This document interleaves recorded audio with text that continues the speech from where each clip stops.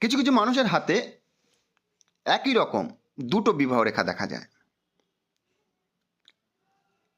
সেক্ষেত্রে একটি বিবাহ রেখা আরেকটি গভীর প্রেম ভালোবাসার রেখা হিসেবে দেখা হয়।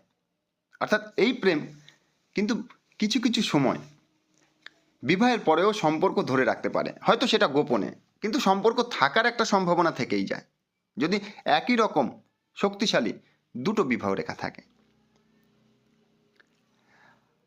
আর বিবাহ রেখার বয়স নির্ণয় করা হয় মোটামুটি, দেখুন জ্যোতিষশাস্ত্র অনুযায়ী বলা হয়েছে যে কনিষ্ঠ আঙুলের নিচ থেকে হৃদয় রেখা পর্যন্ত 50 বছর।